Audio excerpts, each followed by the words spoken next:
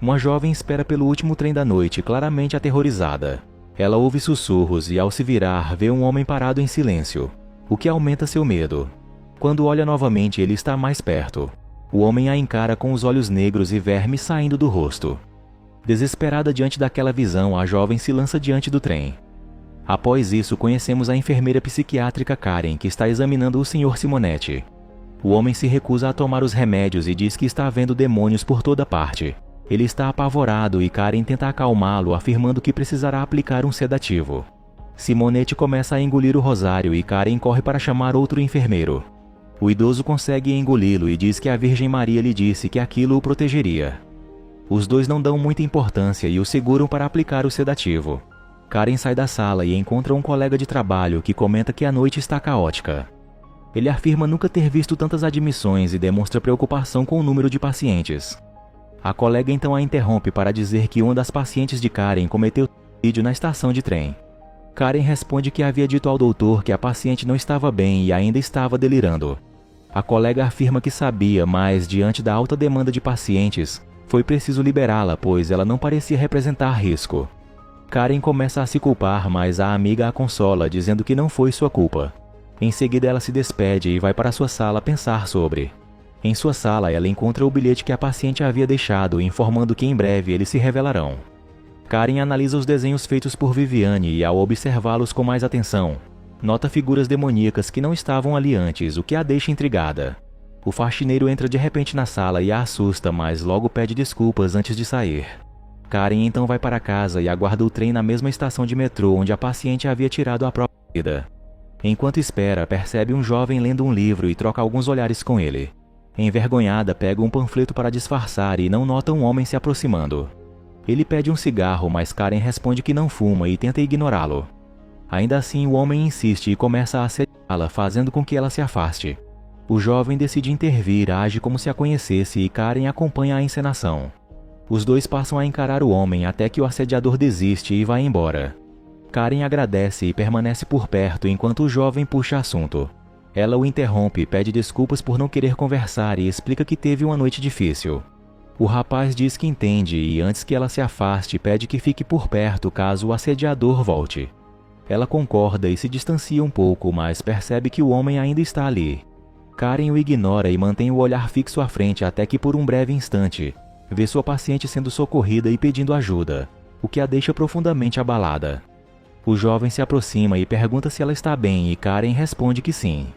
Ela agradece e ele se apresenta como Mike, dizendo que foi um prazer conhecê-la. Logo, os dois percebem o trem se aproximando. Karen embarca no vagão e a viagem começa, mas o trem apresenta uma falha e para repentinamente. O sistema de som anuncia o ocorrido, porém Karen mal consegue entender por causa dos ruídos na transmissão. Ela se levanta para verificar a situação e se aproxima da janela. Ao olhar para fora, se assusta quando uma entidade maligna surge diante dela, fazendo-a se afastar em pânico. O silêncio domina o vagão até que Mike entra, quebrando a quietude e assustando os dois. Mike pede desculpas por tê-la assustado e comenta que ouviu seus gritos e quis saber se ela estava bem. Ela diz que entende e os dois se sentam para se acalmar. Eles conversam e até riem da situação, mas Karen ouve um barulho. Ela pergunta se Mike também ouviu, ele diz que não e pergunta o que era. Karen responde que parecia o homem de antes e logo novos gritos ecoam, fazendo com que ambos escutem.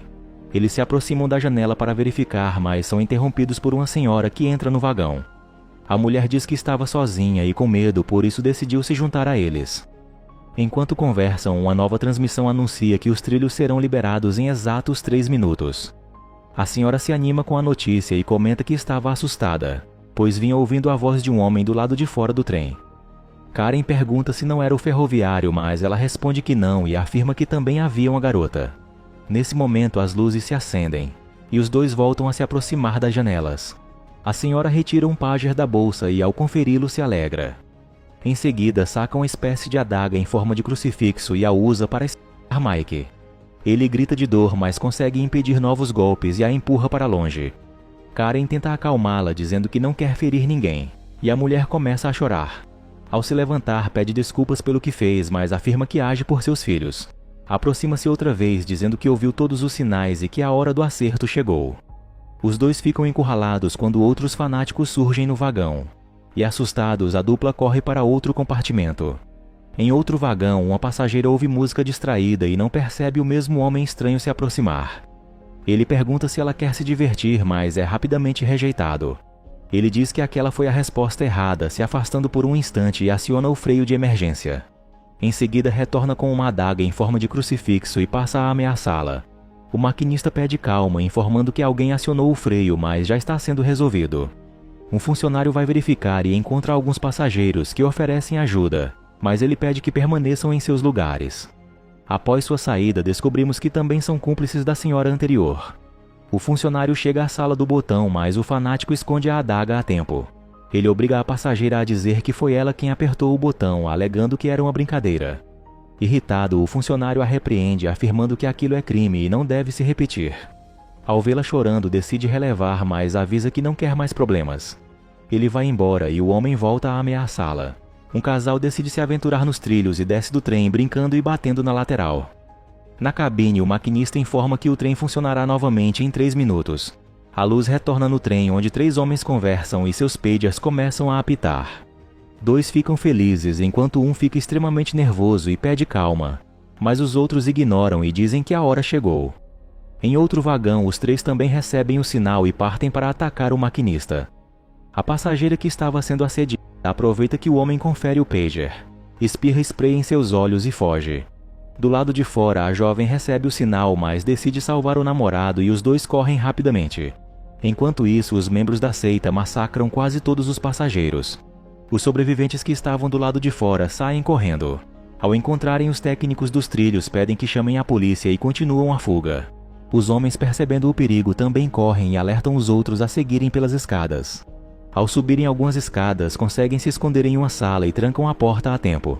Neil pede a um dos técnicos para ligar para a polícia, mas o telefone está sem sinal. A jovem Sarah confere o seu celular, mas também não há conexão. A senhora fanática de antes exige que abram a porta, dizendo que só assim entrarão no reino de Deus. John avisa que não sairão e que conseguiram chamar a polícia, o que faz a mulher se afastar e tranquiliza todos. Enquanto isso, Karen, que está com eles, pede ao técnico um kit de primeiros socorros para Mike, que está gravemente ferido. O homem rapidamente vai buscar.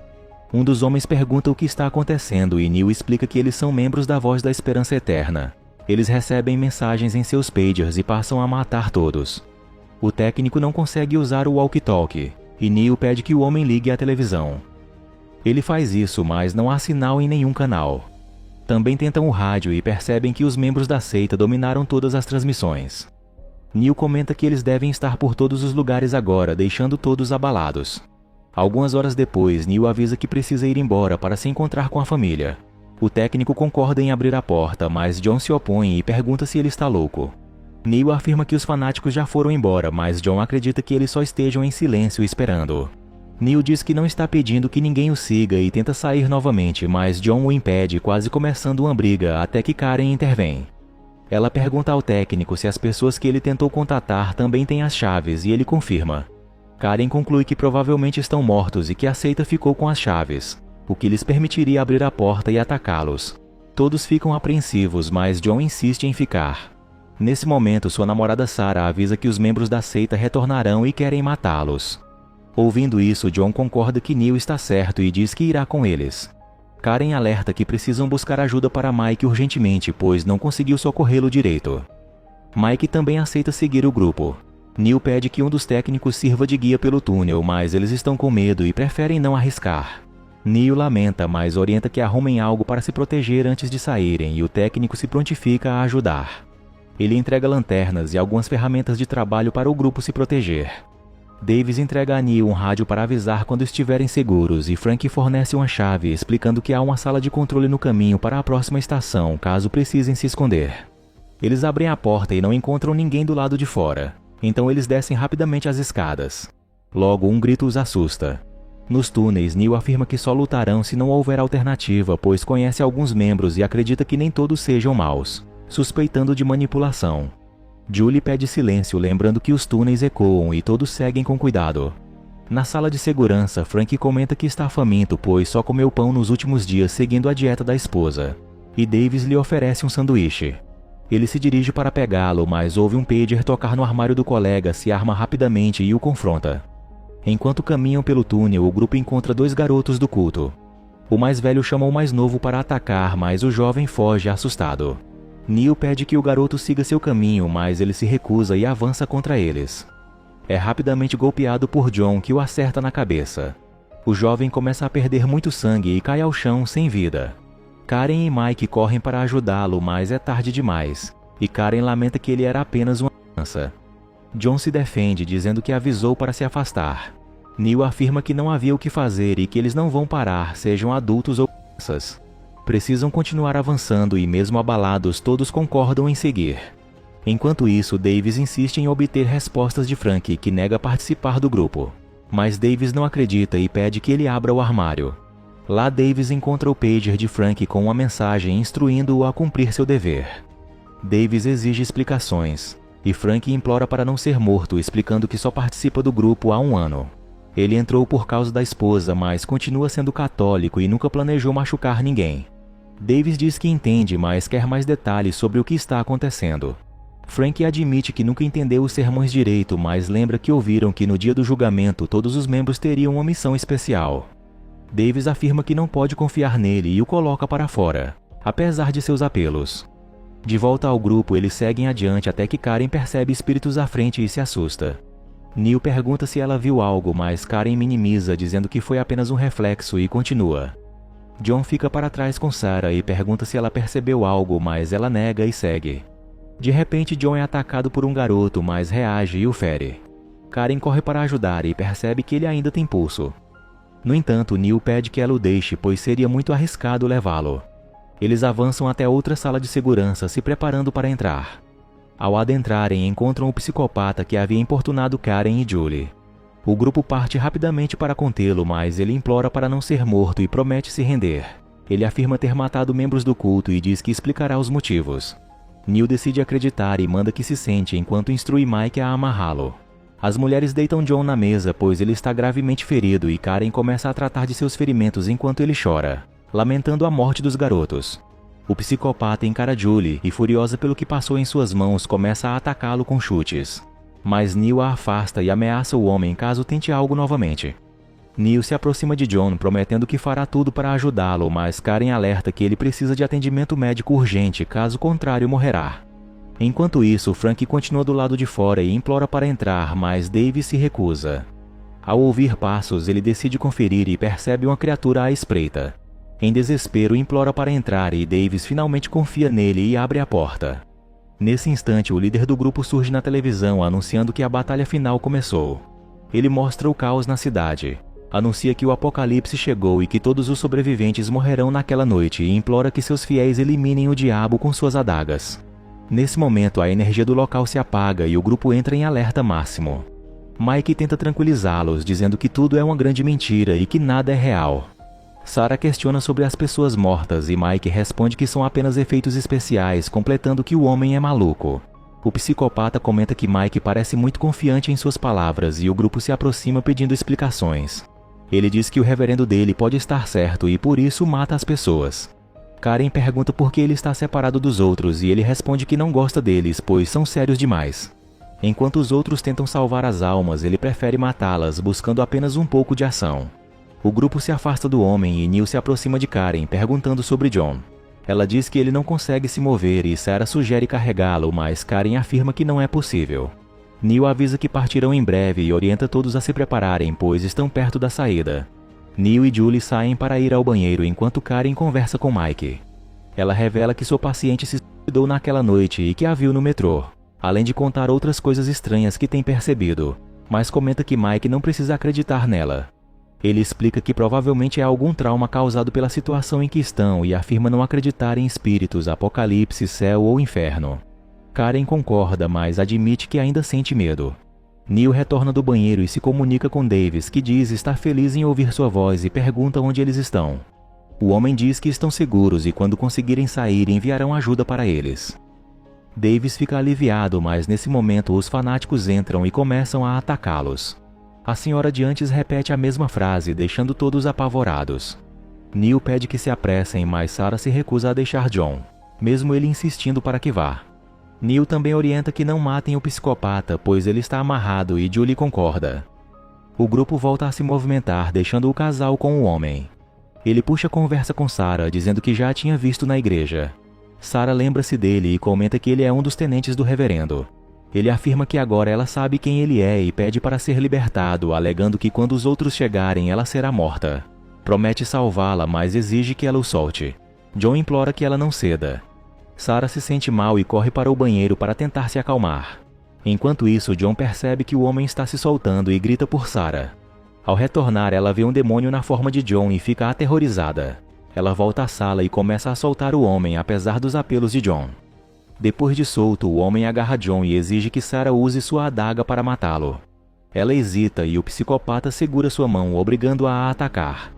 Enquanto isso, o grupo ouve os gritos de Sarah, mas Neil diz que já é tarde e seguem adiante. O homem tenta acusar de Sarah, mas o grupo chega a tempo e o impede. Ele acusa Sarah de ter perdido sua inocência com John. Ela nega, mas eles não acreditam e a matam sem piedade. O homem afirma que ainda mantém sua inocência e Beth decide confiar nele, pedindo que continuem. Nos túneis, o grupo escuta a música dos fanáticos e logo encontra 3 deles. Neil ordena que se afastem, mas eles avançam e iniciam o combate. Conseguem rapidamente eliminar 2, mas Mike é jogado ao chão e perfurado na perna. Karen corre para ajudá-lo e consegue matar o outro fanático. Rapidamente oferecem ajuda a Mike e Karen presta-lhe os primeiros socorros, mas ele está gravemente ferido. Julie insiste que precisam buscar ajuda, mas Karen se recusa a deixá-lo. Julie avisa a Neil que ficará com eles e pede que ele vá procurar sua família.